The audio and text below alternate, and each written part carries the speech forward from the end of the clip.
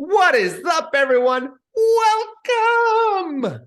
I am your humble host, Pete Rogers, and I am joined by my fellow nerds, the resident old man, Clark Barnes, and the working girl, Jordan Smith. But guys, there's no time for pleasantries. No time to ask you how you guys are doing because it finally happened. We're finally allowed to talk about it on the show. Ding frickin' dong, the witch is dead. Aaron Rodgers, finally a New York Jet, finally out of Jordan's life. Jordan can breathe freely now.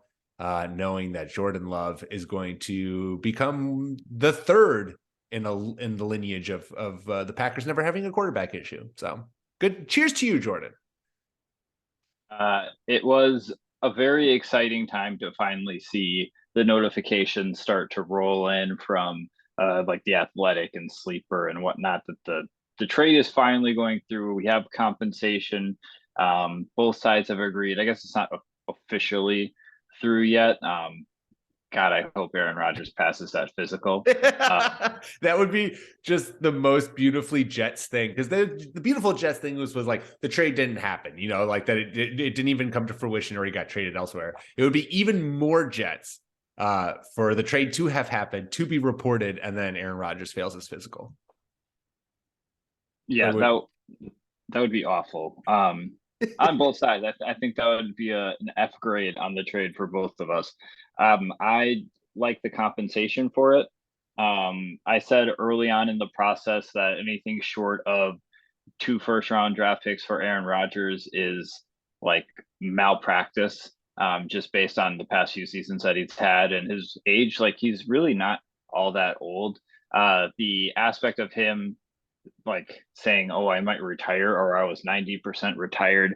I guess that's where the conditional pick next year comes in. But I kind of have a feeling that like Aaron Rodgers is just mostly talking out of his ass all the time. I don't think he was ever really planning on retiring, and I think he's a spiteful enough guy to hang around the league for a few more years just to be like, see, I'm still good, or see, I'm not done. So I do think he's going to play 65% of the snaps at least. Or does he have to play 65? Yeah, 65% of the snaps this year. And then I would have tied some compensation to it being like, is he going to retire next year? Because that's in the realm of possibility. But like I said, I don't think that he's going to do that. I think he's just going to be petty and keep playing. So I'm glad the Jets realized that, or at least that was kind of agreed upon, that he was going to keep playing and not retiring, I think. So that pushed it over the finish line. And I like moving up in the draft. I like adding extra pick in the second round. I like a pick that I'm confident is going to be a first next year. Thank you, New York Jets. I'm feeling like Harvey Dent over here.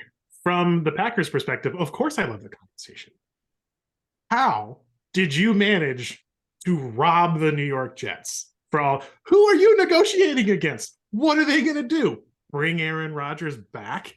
Aaron Rodgers is gone. I feel like the first round swap, that's the deal. You get 2 picks and we're going to take on this salary and then we're going to call it even. I could not believe. Who are they negotiating against? He's not going to play for anybody else. The Packers aren't going to bring the draft clock, honestly.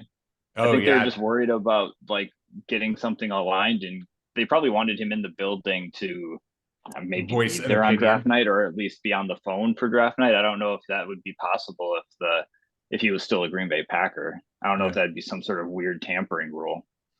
I'm blown away. I mean, it's Gutekunst needs a steak restaurant named after him. Oh my goodness. What an amazing, or like a cheese curd line or something befitting. But how do you get this out of the Jets? Unbelievable. Gutekunst. Cheese curds. Do you see what I'm doing? The Gutekunst cheese curds. Clark, this is where we make our millions. For the Jets, though, I know that there's going to be a lot of Aaron Rodgers fatigue out there in leagues. He was MVP 2 years ago and played pretty well last year on a pretty bad football team. I think Aaron Rodgers still probably pretty good at football, and the Jets are absolutely loaded. This should impact your rankings for Garrett Wilson, for Breece Hall. Like, they're moving from Joe Flacco as the high watermark. It's the best quarterback they had. Yeah. To Aaron Rodgers. So even if Aaron Rodgers isn't lights out, if you believe we're going to see a Russell Wilson-esque regression, okay, cool. Then bet against Aaron Rodgers. Otherwise, this year for fantasy, the next couple of years for fantasy, for the Jets, I think this is a huge boondoggle. Except, who were you negotiating against to give up all of this? This is going to haunt Clark all season long. Yeah, I was going to ask you guys on the fantasy side of things, starting with the Jets, with this trade now finally being official. Obviously, we've had plenty of time to mull it over because it's not been a surprise or a secret that he's going to the Jets. It just now has finally happened and is official. What is your, Jordan, we can start with you. Who's your favorite target for the Jets offense this year in fantasy with the addition of Rodgers? Or maybe it is Rodgers.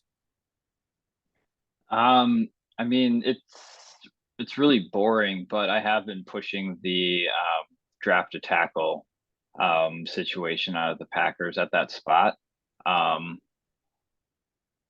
I can see this being kind of a crucial move for them in that the Pats and the Jets were kind of threats to maybe draft Jackson Smith-Njigba. So from a fantasy perspective, Jackson Smith-Njigba coming in on the Green Bay offense is great. I'm a little bit worried about what this trade does on the Jet side for fantasy more than the Packer side, honestly. Interesting. Really? How so?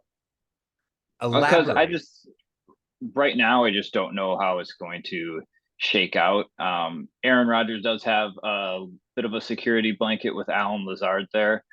He's running basically the same offense that he was running in Green Bay. It's just he's notoriously finicky when it comes to connecting with players. Like Garrett Wilson is better than any of the Packers were last season. But at the same time, if Garrett Wilson isn't on time with Aaron Rodgers the way he wants to be, this could be a pretty down year for any number of Jets players because Aaron Rodgers is going to go where Aaron Rodgers wants to go. And if they're not on the same page, he's going to go somewhere else. Do you think Garrett Wilson is a surefire wide receiver one this year, Jordan? Surefire, no.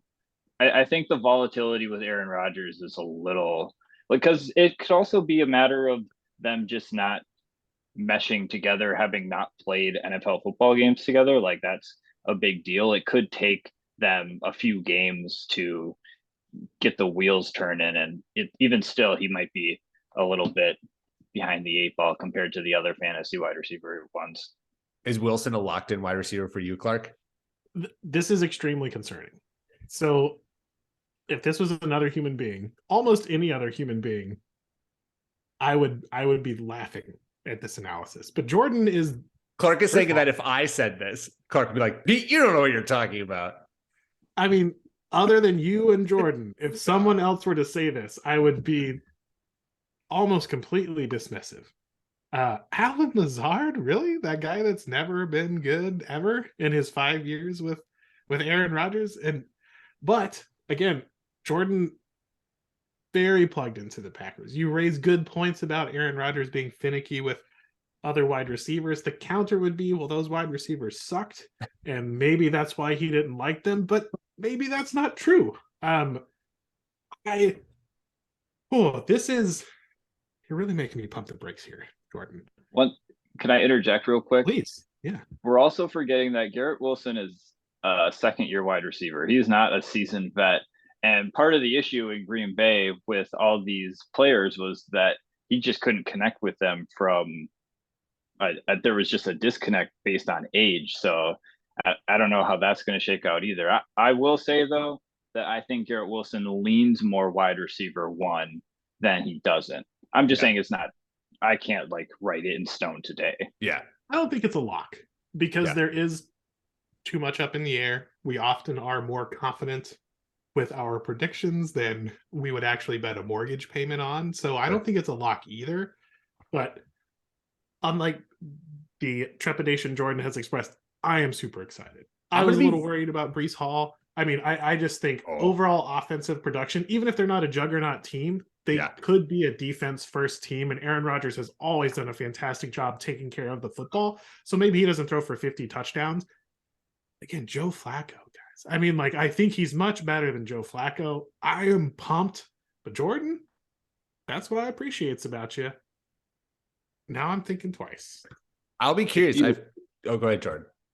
If you look at like the aggregate of both teams in fantasy terms, like having Jordan Love and Aaron Rodgers both as starting QBs in the league, as opposed to Aaron Rodgers and Zach Wilson or Joe Flacco or Mike White, that's, I think, going to be a better fantasy situation. So I think we're at a net positive. The tides are rising right now on both sides. Yeah, I agree. The two things I'll say is, one, I'll be very curious to see how people treat where ADP for Jets players ultimately ends up, given the fact that Russell Wilson just torpedoed the Broncos, that we saw this so recently, that a extremely high profile quarterback who was very productive changed teams and it just absolutely imploded. So I'll be curious to see whether or not like people are worried about the Rodgers trade, or if they're going to be like, no, that was Russell Wilson. That's a whole different thing. Aaron Rodgers is going to come in here and work wonders. I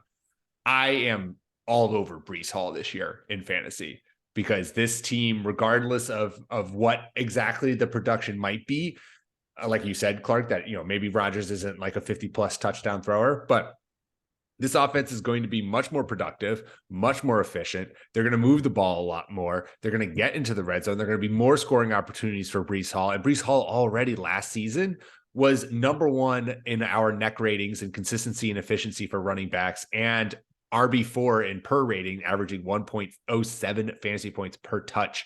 And that was with Zach Wilson, Joe Flacco, whatever garbage quarterbacks. Mike White probably played a couple snaps. Like, Breece Hall coming off of an ACL injury, which also could diminish his value just a little bit. I'm curious to see where Hall's ADP kind of ends up as we get closer to fantasy drafts come August. But, oh man, it's going to be hard for me not to have a lot of Breece Hall in fantasy this year. Speaking of Russell Wilson torpedo watch, we all know Nathaniel Hackett has moved to New York. So this could be a Mark Wahlberg going fishing in the harbor, perfect storm of suck. This could be. Rodgers, God, that would be an absolute glorious debacle. Jordan is already smiling, grinning ear to ear. Groundhog Day situation for Nat Hackett. I don't love Aaron Rodgers, but I think I probably like him the most of anyone on the podcast. Is that right? Yeah, that's fair. I'm going to take this one to the grave. I'm betting Rodgers has a lights out year. I don't doubt it. I don't doubt it. That man, he and Tom Brady are like the pinnacles, I feel like, of chips on their shoulders. And he's got a big one. I think whoever wins the RB2 spot, whether that's Michael Carter or Zonovan Knight, I think they could also be in play as a pretty decent fantasy option from time to time too. Yeah, I like it. We, another error that, when I say another error that I make constantly, having ranked Jamal Charles RB1 overall in redraft in a year where he didn't play football, we sometimes underestimate injuries.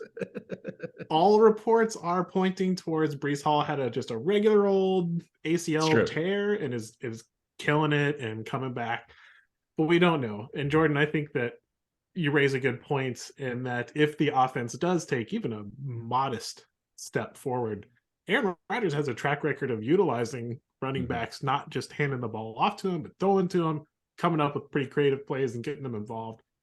So I like that.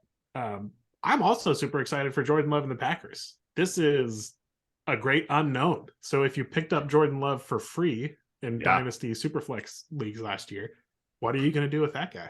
Yeah, I like that. I feel like Jordan, you speak to this. You're the expert on Jordan Love.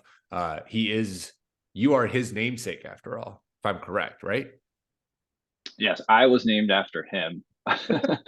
Despite me being like probably 7 years older than him.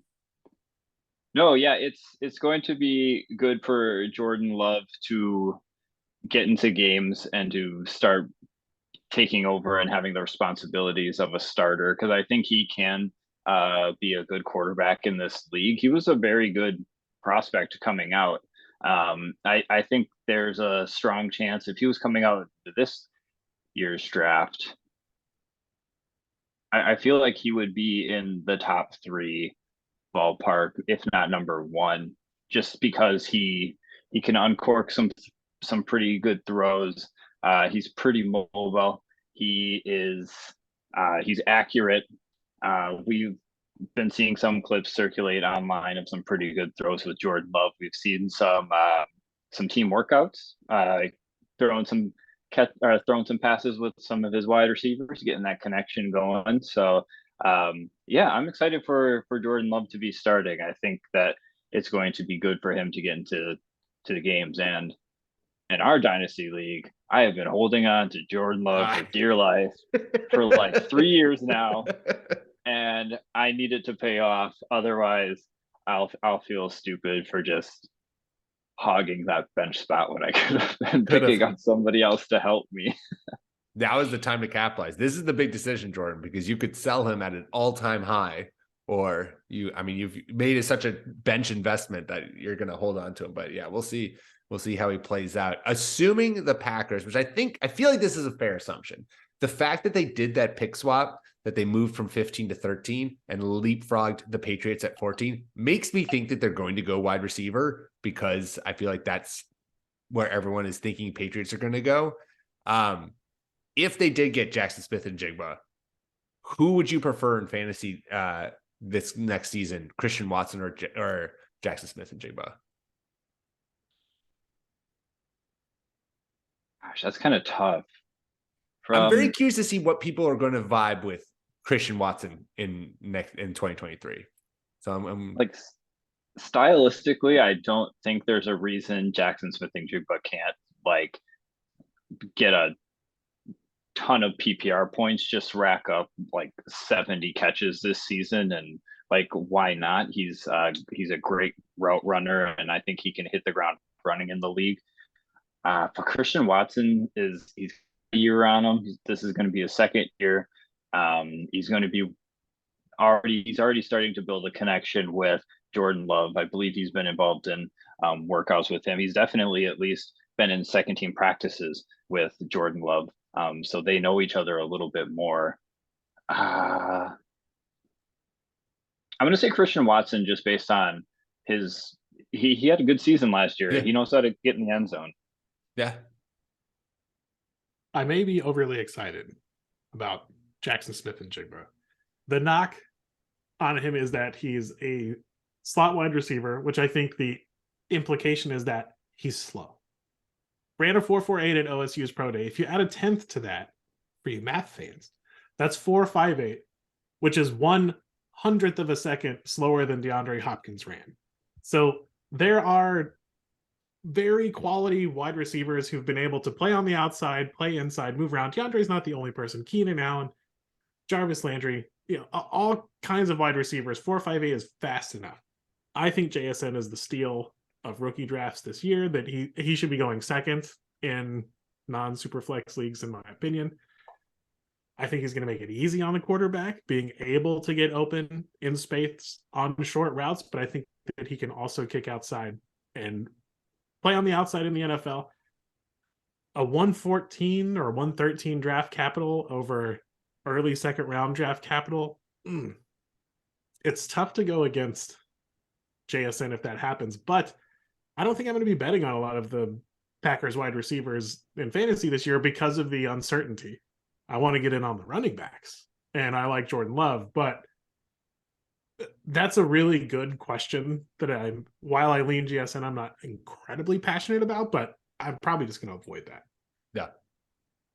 I feel like they're either going to go wide receiver there or take one of the two tight ends. Well, they need tackle too. So the Patriots are also said to like tackle. I mean, it's lying season. Everybody doesn't want anyone, but they need tackle too. So it is a good move up. But they did get that second round pick from the Jets back in the trade as well. So that's a top 45 pick in this draft at number 42.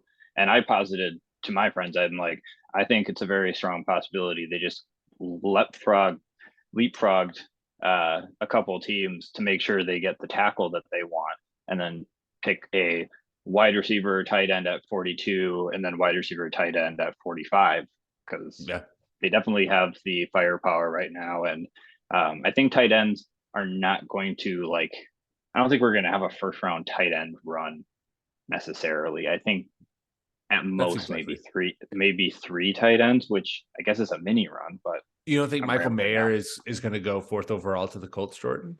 I bet we get 2. Yeah, that we predicted Michael Mayer to the Colts. That's still happening. I mean, that is happening. So that's at least one tight end in the first round. The wheel has spoken. The wheel has spoken.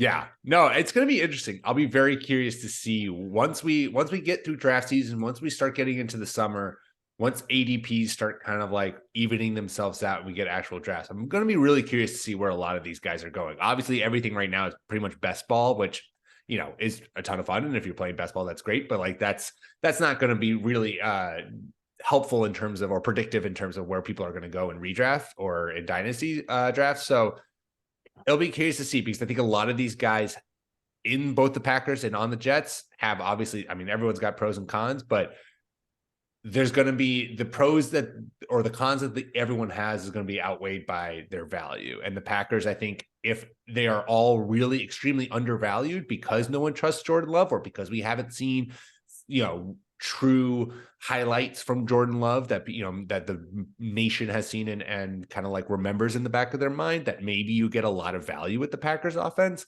And then on the flip side, if everyone is like Clark before Jordan convinced them otherwise and is super gun-ho in the Jets with Aaron Rodgers, are all the Jets players going to be so expensive that you're just not actually going to be drafting any Jets this year, because there is that worry that Rodgers has to connect with them. This is a different offense. We just saw Russell Wilson completely shit the bed. Are you going to be drafting Garrett Wilson as a top 10 wide receiver this year ahead of, guys I don't know. I'm trying to think of some names off the top of my head, like T. Higgins or, yes. Okay. Yeah, I'm thinking. No, I was hoping you're going to do a list. I know. I have to. I was just picking Scotty Miller. Did you say Scotty Miller? Amir Smith Marset. All right, let's see who is kind of in that range. T. Higgins, Tyler Lockett. Yeah, redraft, yeah. Or dynasty redraft, yeah. Christian Kirk. Yes. Amari Cooper, Devonta Smith. Not Amari Cooper. I'm probably higher on Amari Cooper believing in Deshaun Watson than most. Scary Terry. It gets interesting with Devonta Smith. Yes, over Terry McLaurin. Who's going to throw the ball in New York and Washington? Yeah. Well, Anthony Richardson. Yeah, I'll take my. Don't you do that? Don't you put that on me, Ricky Bobby? Of all the places that Anthony Richardson can go, please. I forgot to mention to Clark that I am up there on Anthony Richardson now as the quarterback to get, not just fantasy wise, or dynasty wise. I'm talking about in this draft. I think people should be drafting Anthony Richardson 101 overall to the Carolina Panthers. Yes. Through our discussions, through just watching, he feels like the guy whom just has the absolutely most unique skill set that you're just not going to come upon in the next 5 years. And so those are the people who you want to get, that are completely, unicorns. I feel like if he's no good, he's Tim Tebow, which I know that's a joke, but Tim Tebow did a lot with Josh. He won a playoff game as head coach. Yeah.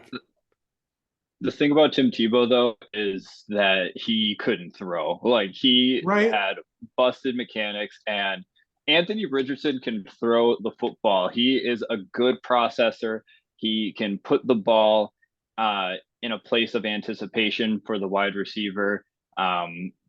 Sometimes he dirts the ball, or sometimes he tries to force the ball in there when it's not going to work. But a lot of times when you're watching some of that Florida film, you see some drops, you see some throwaways, you see some wide receivers breaking off their routes in the wrong way.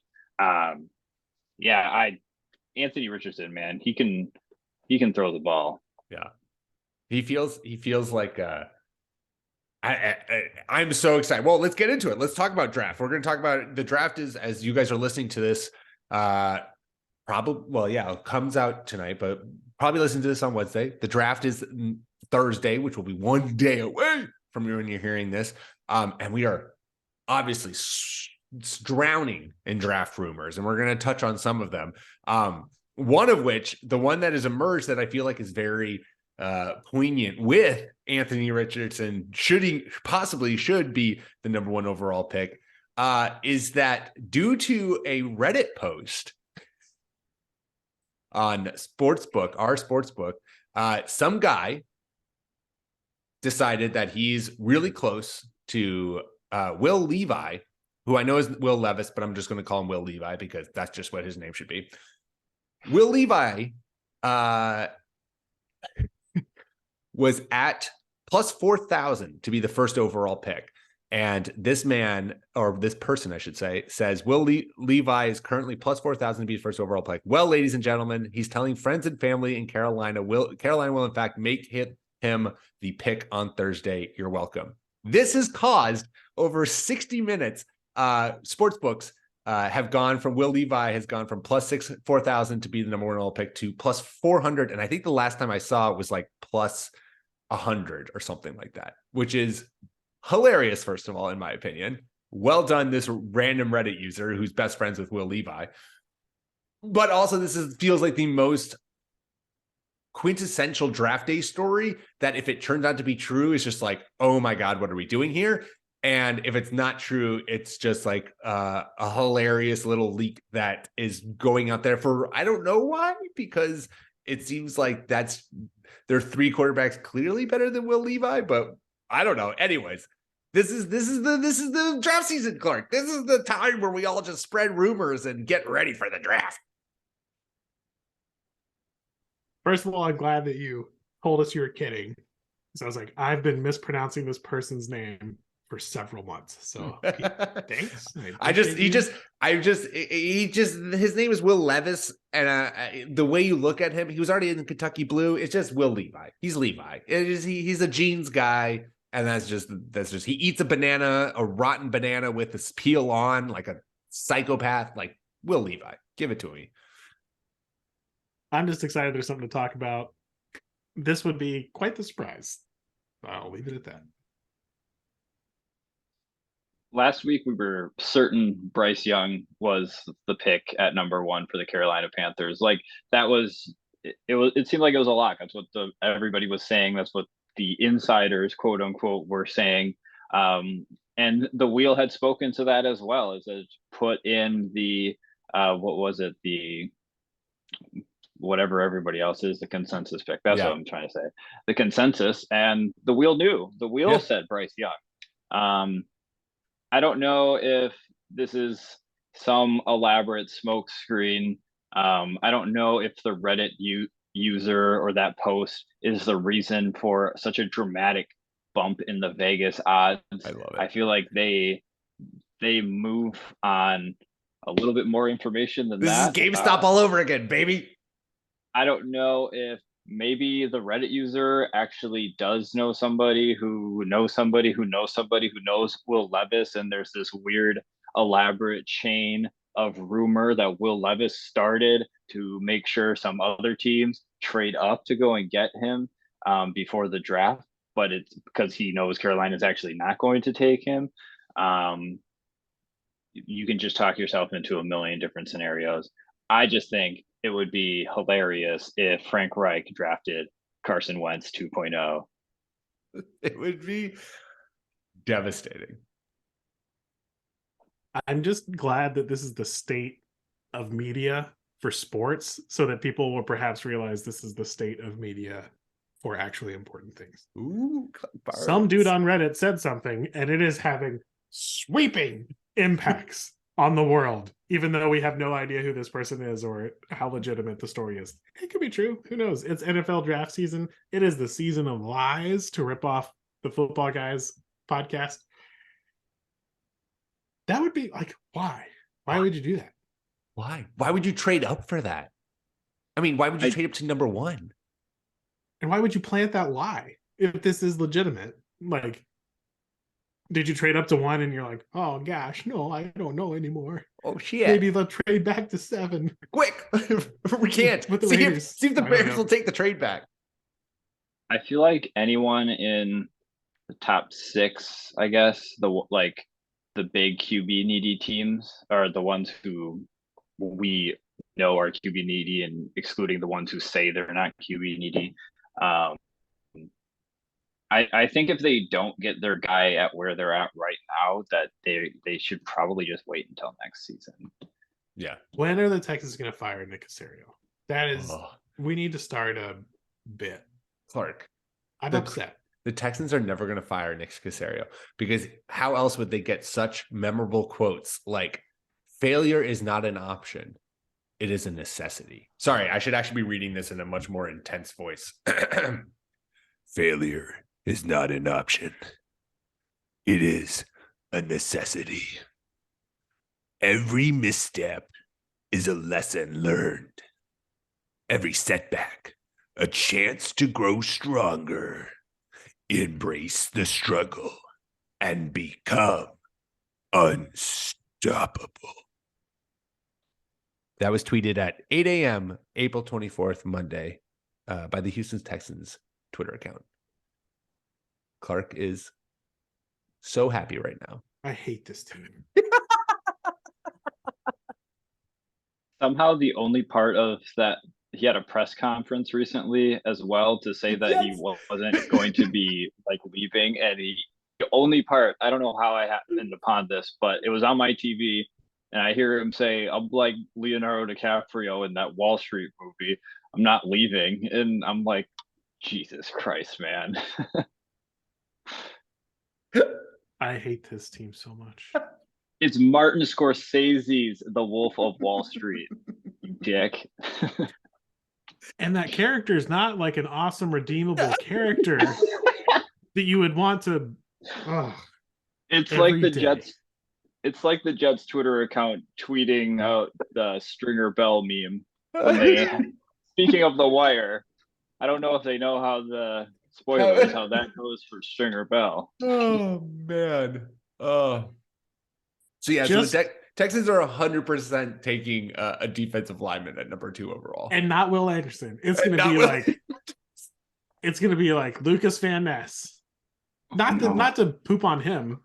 Maybe he's going to be disrespect. great. No disrespect. No disrespect. God, maybe he's their JJ Watt 2.0. Woo! Guys, all right, this is great. I'm really rooting for D'Amico Ryan to run Caserio out of town after he blows this draft. It feels like high hopes for the Texans. I feel like it's going to be hard to blow it at 3. I think you'll get a good player. Sometimes people surprise you, Jordan. They find a way. And Houston sports fans know we've been really good at finding a way. Oh my God. Even if they took, like, was it Tyree Wilson or Tyree Jackson, the Texas Tech fellow? Wilson. Okay, yeah. Even if they took him, I would count that as a major victory, even though it's probably an overpay. And why would you not pick the Alabama guy who seems more sure? I hate this. I hate the draft. I don't even like football. This is... I love this. Also, speaking of the wheel might be right, you guys. Where the wheel had CJ Stroud falling down to the Titans at number 11. I guess, according to some arbitrary test, CJ Stroud is dumb and can't process anything and is now a bad quarterback prospect. So there you go. Titans at 11. Have fun with CJ Stroud being the future of your franchise. These are the storylines that actively annoy me. And when it's just like, even if it's a team like the Colts, let's say it's the Colts. Let's say it's the Colts that's the one who are leaking this story so that CJ Stroud falls to them at 6. What a shitty thing to do. 4. Are they at 4? Oh, okay. Thanks, Clark. What a shitty thing to do. Like, God, it's just, I don't know. There's so much about this process that is like fundamentally flawed in my opinion. And the fact that like there are these weird arbitrary tests that you take that are supposed to determine whether or not you're super intelligent at the quarterback position, as opposed to just like watching them play quarterback and like talking with them play quarterback. And like, discussing with their coaches about how they play quarterback. And I don't know. I have not fleshed out my thoughts enough to be able to like give a eloquent dissertation or speech right now on the topic, but it is something that annoys me because you know what is going to happen? CJ Stroud's going to go to a team and probably be pretty dang successful because he's a pretty dang good quarterback. So there you go. Talk yourself out of it as much as you want NFL teams. I'm with you, Pete. As much as I enjoy the draft, it's absolute bull hockey that these young men don't get to choose where to work and shop their services on the open market. But that's another podcast. It is. And like quickly, I know the NFL, like the draft day is such a huge marketing thing and all that jazz. How fucking big of a marketing thing would it be to have like the college selection day where players get to tell you where they're going and teams get to bid on play, like having this whole thing be a week-long process and however long the whole offseason, like you can milk this shit out. Anyways, yes. We'll have another podcast where we talk about how we fix the NFL draft. There's so many better ways to do it. Anyways, Jordan, do you have a take on CJ Stroud being? Well, for starters, I'm immediately skeptical of the source because it was Bob McGinn's report that this came out of. So that makes me skeptical about why this report was leaked to Bob. And he's right sometimes, but other times he's just, I don't know, patently racist in his scouting reports. It happens. That's apparently with him. So there are things that I don't know. I wouldn't always trust about his reporting. Another thing too is didn't the what was it, the president of this institute or company, or didn't he say something with regards to the testing that it's something about failed attempts. I'm not sure if he said something about the number of failed attempts or what have you. There's something else about it. I don't know what it is right now. I can't remember. Anyway, I think that we just kind of went through a whole draft season seeing for ourselves, if you looked, and listening to really smart football minds who had also looked, that CJ Stroud's processing is a strength. So I'm not sure how accurate this 2% thing is. I think it'll also largely be incumbent on the team that drafts him to put him in an offense maybe similar to Ohio State to help with the learning curve. I always look at the Baltimore Ravens with this regard because they went all out to build their team around Lamar Jackson to make him successful. And I think that all the teams should hold themselves up to that standard as well. So if CJ Stroud isn't successful, I'm putting a lot of the blame on the team for not making him as successful as he can be, because we know he has the tools. We've seen this. Yeah. Whatever test is just a data point, and I like data points. I think if you overvalue any one data point, you're getting into trouble. And if this test does test your ability to quickly react to things, that's interesting. But we've seen CJ Stroud play for 2 years. He looks pretty good. I think CJ Stroud's carrying a lot of weight for past Ohio State quarterbacks who've not been very good. And it's because they play in a crummy division and pay their players the most of anybody else. So I don't know if you can hang that on CJ Stroud. I'm not a great scouter of talent, but the guys that I follow that I do trust say he's pretty good. I mean, he's the right size. He's played for 2 years in a high quality program, incredibly accurate, good pocket poise. I mean, it's the kind of bet you want to make at quarterback. Jordan, we're going to have to do this for another podcast. I don't think the Ravens have built a team around Lamar Jackson. I think they've pegged him as a running quarterback and pigeonholed him into doing that. But hopefully this year they're getting him some wide receivers, and we'll see that. Finally, unleash Lamar, who is actually a good quarterback, who is also incredibly talented as a runner. But let's give him something to work with other than Mark Andrews. Fellow, it looks like me running down the field. Hopefully with Odell Beckham and Rashad Bateman healthy, we'll see that.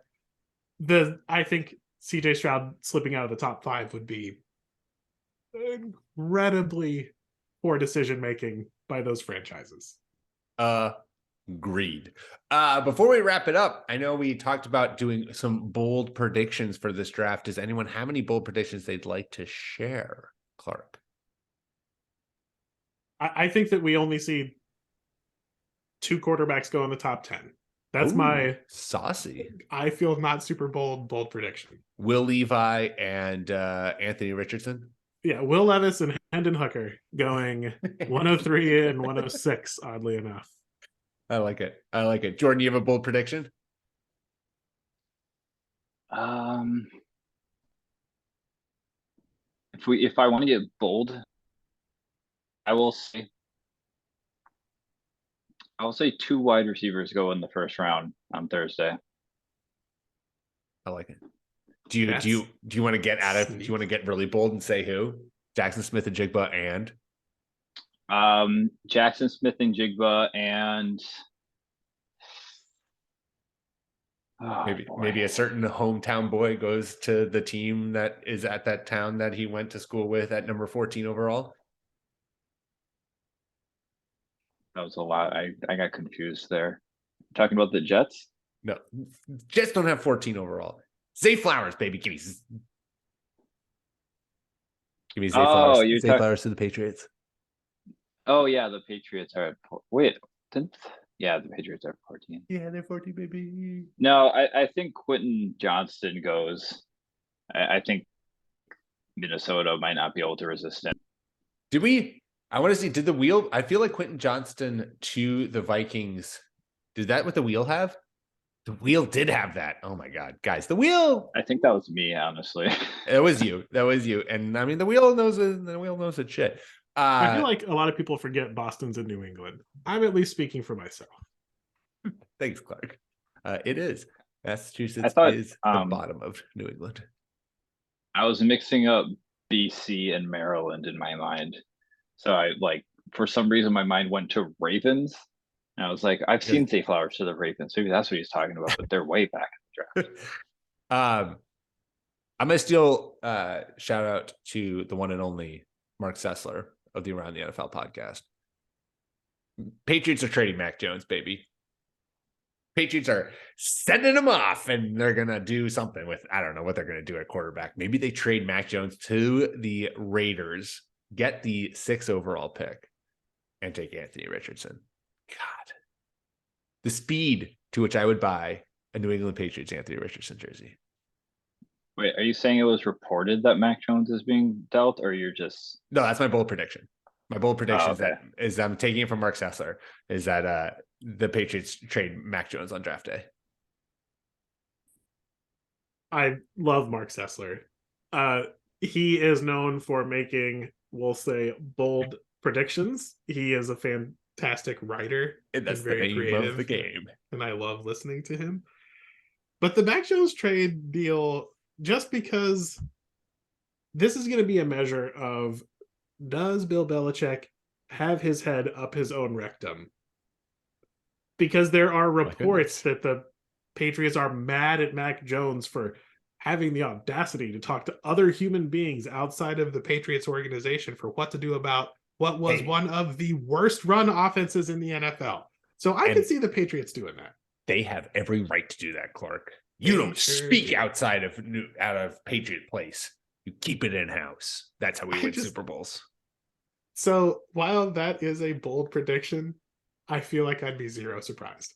It's like Tampa Bay trades a 2nd and a 3rd for Mac Jones. I'd be like, 100%. Okay.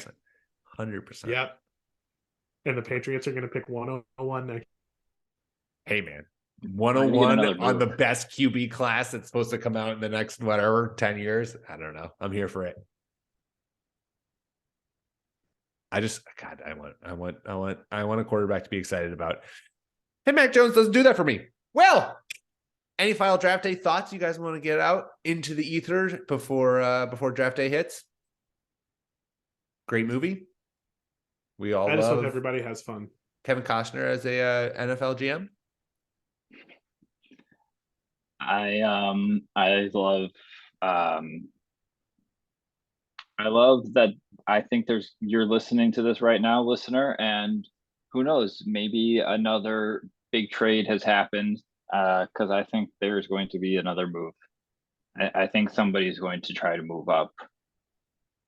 So Jordan. Can't wait to find out who. That's a perfect kind of prediction, Jordan, because it's vague enough that you could skew anything to happen to be what you were predicting. It's expertly done.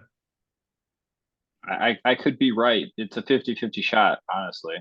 Someone might trade something in the next 24 hours. Call me a wizard if I'm right, because I nailed it. Nostradamus over here. Well, that's all we got for you this week. Make sure you rate and subscribe to the podcast on your podcast platform of choice and follow us on Twitter at NerdBallFF. You can follow myself on Twitter at Pete M. Rogers, follow Clark at NFL Clark, and Jordan at Jordan_Smith27. And of course, check out all the amazing content that we're putting out over on NerdBallFF.com. Until next week, my fellow nerds.